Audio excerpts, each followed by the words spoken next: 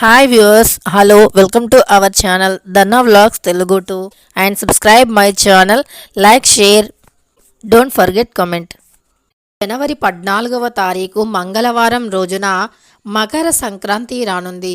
ఈ మకర సంక్రాంతి రోజున ఎవరైతే ఈ ఒక్క చెట్టుని తాకి వస్తారో దరిద్రం పూర్తిగా తొలగిపోతుంది. అంతేకాదు మీ సంవత్సరం అంతా కూడా ధనం అనేది కలిసి వస్తుంది. సంవత్సరం అంతా కూడా డబ్బుకి లోటు అనేది ఉండదు. కనుక ఇక మకర సంక్రాంతి రోజున ఈ ఒక్క చెట్టుని తాకి రండి, సరిపోతుంది. మన హిందూ ధర్మాల ప్రకారం కొన్ని ప్రత్యేకమైనటువంటి చెట్లకి కొంత ప్రత్యేకమైనటువంటి స్థానం ఉంటుంది. చెట్లు లక్ష్మీదేవితో సమానంగా భావించబడతాయి. అంతేకాదు కొన్ని చెట్లు అనేవి లక్ష్మీదేవి ప్రతిరూపంగా భావించబడతాయి. ఆ చెట్లను తాకటం వల్ల అదృష్టం కలిసి వస్తుంది. ముఖ్యంగా మనపై ఉండే నెగిటివిటీని ఆ చెట్లు ఆకర్షించుకొని మనకు పాజిటివిటీని కలిగింపజేస్తాయి. ఇలా మనలో ఉండేటటువంటి చెడు శక్తిని లాగేసుకునేటటువంటి శక్తి కొన్ని రకాల చెట్లకి ఉంటుంది. అలా సంవత్సరానికి ఒకసారి వచ్చే భారతదేశంలో గొప్పగా జరుపుకునే అతిపెద్ద పండగ మకర సంక్రాంతి. దీనినే సంక్రాంతి అని, పొంగల్ అని పిలుస్తూ ఉంటాము. ఇది 3 రోజులుగా జరుపుకుంటాము. అంటే ఈ సంక్రాంతి పండగ 3 రోజులుగా జరుపుకుంటూ ఉంటాము. భోగి, సంక్రాంతి, కనుమ ఇలా 3 రోజులు ఘనంగా ఈ పండగను జరుపుకుంటాము. ఈ పండగకు ఎన్నో నియమాలు ఉన్నాయి. ఈ పండగ రోజున శాస్త్రీయంగా ఎన్నో రకాల విధి విధానాలను కూడా పాటిస్తూ ఉంటాము. ఈ పండగకి పిండి వంటలు, తీపి పదార్థాలు, అలానే కొత్త పంట చేతికి వచ్చిన సందర్భంగా పరమాన్న పాయసాలు, అలానే వాకిట్లో రంగురంగుల అందమైన ముగ్గులు, ఇంటి గుమ్మాలకి తోరణాలు, అంతేకాకుండా కుటుంబంలో అందరూ కూడా కలిసి ఒకే చోటు చేరి ఈ పండగను ఘనంగా గాలిపటాలను ఎగరవేస్తూ సంతోషంగా చిన్న పెద్ద అని తేడా లేకుండా జరుపుకుంటారు. అయితే ఈ సంక్రాంతి రోజున చేసే కొన్ని పూజలు, పరిహారాలు, పాటించే కొన్ని నియమాలు అనేవి సంవత్సరమంతా కూడా మనపైన ప్రభావాన్ని చూపుతూ ఉంటాయి. అయితే సంక్రాంతి రోజున చేసే ఏ పని అయినా, ఏ పూజ అయినా, అది మంచి అయినా చెడైనా ఖచ్చితంగా ప్రభావం చూపిస్తుంది. మనం మంచి చేస్తే మంచి ప్రభావం చూపిస్తుంది, చెడుని చేస్తే చెడు ప్రభావం చూపిస్తుంది. చెడు అంటే ఏమిటి అనుకుంటూ ఉండవచ్చు. చెడు అంటే మనం సంక్రాంతి రోజున కొన్ని నియమాలు పాటించవలసి ఉంటుంది. ముఖ్యంగా సూర్యుడు ఉదయించక ముందే నిద్ర లేవాలి. ఎందుకంటే సంవత్సరానికి ఒకసారి వచ్చే గొప్ప పండగ. ఈ పండగ రోజున పాటించే కొన్ని నియమాలు ఖచ్చితంగా సంవత్సరం అంతా మనపైన ప్రభావాన్ని చూపిస్తాయి. కనుక మకర సంక్రాంతి అంటే సూర్యుడు సంక్రమణం చెందేటటువంటి రోజు. ఈ రోజున పాటించే కొన్ని నియమాలు ఖచ్చితంగా మన దరిద్రాన్ని తొలగిస్తాయి. ఇక సూర్యుడు ఉదయించక ముందే నిద్రలేచి ఇల్లు వాకిలి శుభ్రం చేసుకోవాలి. ఎందుకంటే మనం ప్రతి పండక్కి కూడా తప్పకుండా ఇల్లు వాకిలి శుభ్రం చేసుకుంటాము. ఎందుకు ప్రతి పండక్కి కూడా మనం ఇల్లు వాకిలిని శుభ్రం చేసుకోవాలి అంటే లక్ష్మీదేవి ఎక్కడైతే శుభ్రత, సువాసన ఉంటుందో అక్కడే నివసిస్తుంది అని శాస్త్రాలు, పురాణాలు తెలియజేస్తూ ఉన్నాయి. కనుక ఏ చిన్న పండగ వచ్చినా, ఏ ప్రత్యేకమైనటువంటి రోజు వచ్చినా ఇల్లు వాకిలిని తప్పకుండా శుభ్రం చేస్తూ ఉంటాము. ఇల్లు వాకిలి శుభ్రం చేసిన తరువాత వాకిట్లో అందమైన ముగ్గులను పెట్టడం, ఇంటి ప్రధాన ద్వారానికి తోరణాలు కట్టడం వంటివి చేస్తూ ఉంటాము. ప్రధాన ద్వారానికి తోరణాలు కట్టడం వెనుక ఎంతో శాస్త్రం మరియు సైన్స్ దాగి ఉంది. శాస్త్రపరంగా చూసుకున్నట్లు అయితే ఇంటి గుమ్మానికి ఈ యొక్క మామిడి తోరణాలు కట్టడం వల్ల ఇంట్లోకి లక్ష్మీదేవితో పాటు మన ఇంట్లో ఉండే దరిద్రదేవి తొలగిపోయి లక్ష్మీదేవి వస్తుంది. అంతేకాదు ఇంటి ప్రధాన ద్వారానికి తోరణాలను కట్టడం వల్ల ఇల్లు అలంకారణీయంగా, అందంగా కనిపిస్తుంది, ఆకర్షణీయంగా కనిపిస్తుంది. దానితో పాటు ఒక పాజిటివ్ ఎనర్జీ కూడా వస్తుంది. అలానే ఇంటికి తోరణాలు కడితే లక్ష్మీ నారాయణుల అనుగ్రహం లభిస్తుంది అని శాస్త్రవచనం. ఇలా మర్చిపోకుండా ఇంటికి ప్రధాన ద్వారానికి మామిడి తోరణాలను కట్టాలి. ఇక సైన్స్ పరంగా చూసుకున్నట్లు అయితే మనం ఏ చెట్టు అయినా సరే, అంటే కొన్ని ప్రత్యేకమైనటువంటి చెట్లు, మామిడి చెట్లు, తమలపాకు, అలానే రాగి ఆకులు, వీటిల్లో మనకి అవసరం లేనటువంటి కార్బన్ డయాక్సైడ్ని తీసుకొని మనకి పుష్కలంగా కావలసినంత ఆక్సిజన్ని అందజేసే శక్తి అధికంగా ఉంటుంది. అందువల్ల వాటిని ప్రధాన ద్వారానికి కట్టడం వల్ల మనం పీల్చి వదిలేసిన కార్బన్ డయాక్సైడ్ని లాగేసి మనకు కావలసిన ఆక్సిజన్ని అందింపజేస్తాయి. నెగిటివిటీని, ఒక్క రకంగా చెప్పుకోవాలి అంటే నెగిటివిటీని లాగేసుకొని పాజిటివిటీని కలిగింపజేస్తాయి, ప్రసరింపజేస్తాయి అని చెప్పుకోవచ్చు. అందువల్ల గుమ్మానికి తోరణాలు కట్టాలి తప్పకుండా. ఇక ఇంట్లో మంచి సువాసన కోసం ధూపం వేయాలి. ఇల్లు తుడిచే నీటిలో కూడా కొద్దిగా పచ్చకర్పూరం, కొన్ని పాలు, దానితో పాటు కొద్దిగా రాళ్ల ఉప్పుని వేసి ఇల్లుని తుడిస్తే గనక ఇంట్లో మనకు కనిపించని చెడు బ్యాక్టీరియా తొలగిపోతుంది, ఇంట్లో మంచి సువాసన వస్తుంది. అనంతరం ఇంట్లో ధూపం వేయాలి. సాంబ్రాణి ధూపాన్ని వేయటం వల్ల ఇంట్లో పాజిటివ్ ఎనర్జీతో పాటు లక్ష్మీదేవి కూడా ఉంటుంది అని శాస్త్రం చెబుతుంది. కనుక ఈ నియమాలను తప్పకుండా పాటించాలి. ఇక సూర్యుడు ఉదయించక ముందే స్నానం ఆచరించాలి. ఈ సంక్రాంతి 3 రోజుల పండగ, 3 రోజులు కూడా ఉదయాన్నే స్నానం ఆచరించాలి అని శాస్త్రం చెబుతుంది.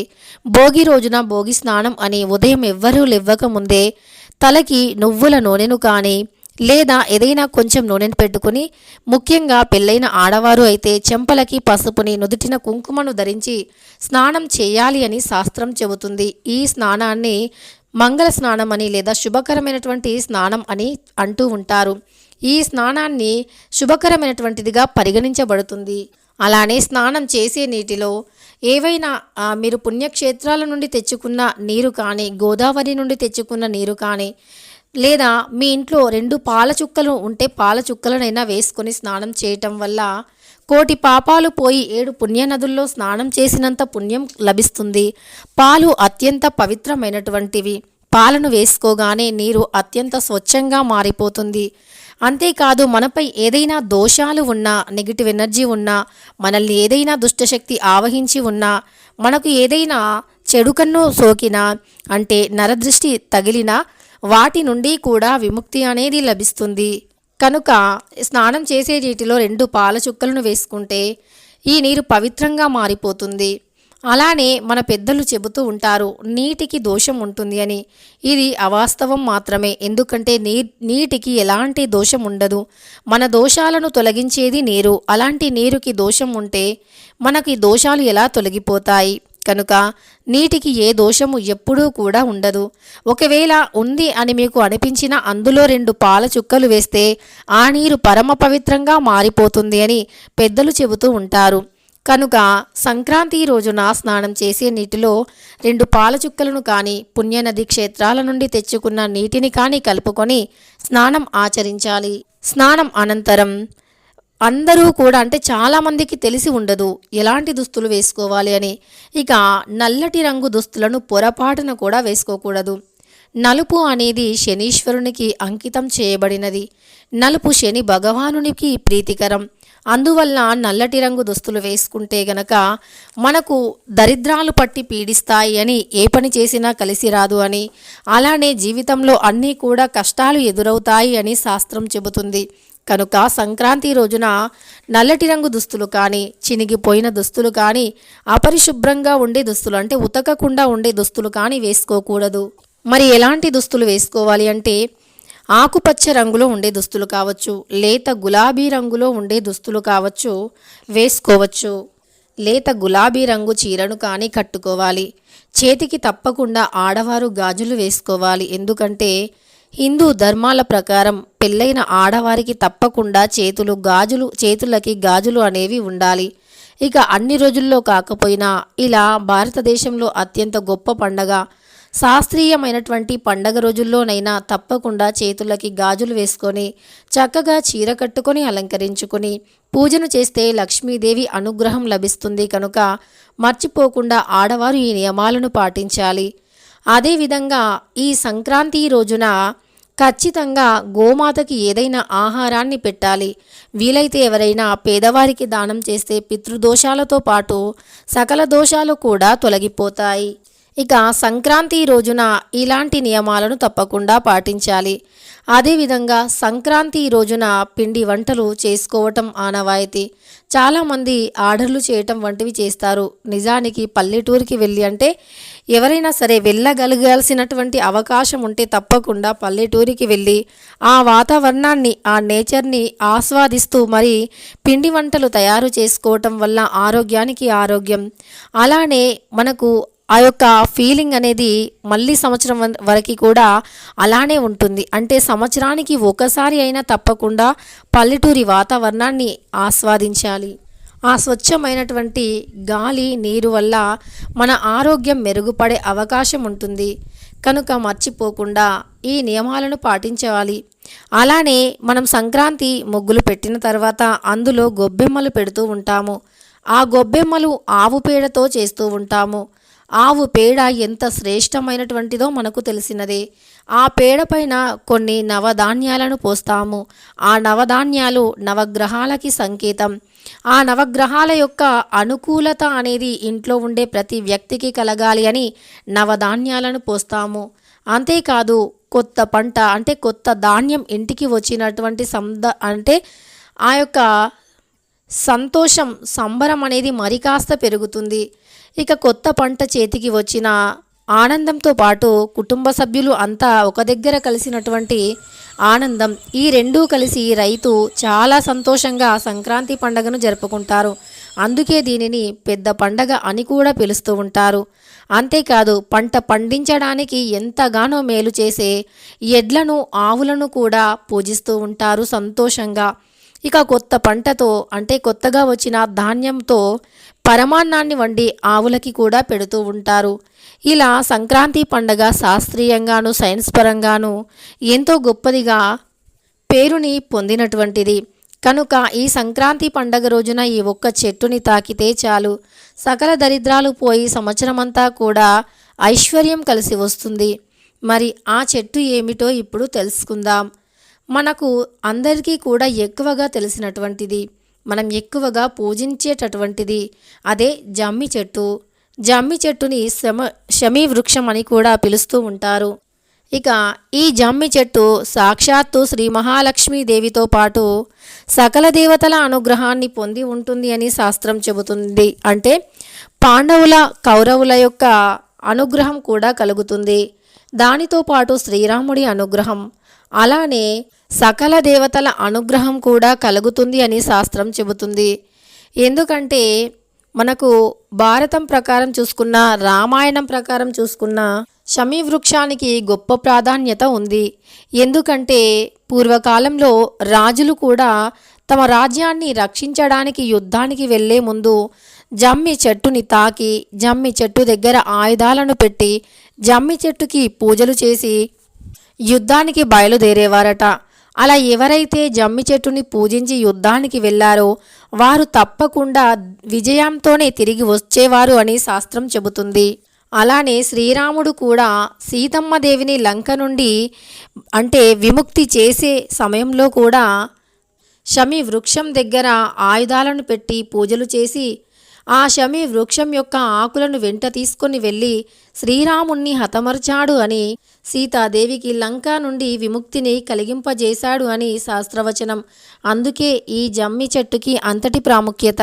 కనుక ఈ ప్రత్యేకమైనటువంటి రోజుల్లో జమ్మి చెట్టుని పూజించి, జమ్మి కొమ్మని ఇంట్లోకి తెచ్చి నాటిన, జమ్మి ఆకులను పూజించి ధనం దాచే ప్రదేశంలో పెట్టిన ధనం ఆకర్షణీయం అవుతుంది అని, లక్ష్మీదేవి ఇంట్లో తిష్ట వేసుకొని కూర్చుంటుంది అని, మనం చేసే ప్రతి పనిలో కూడా విజయం కలుగుతుంది అని శాస్త్రం చెబుతుంది.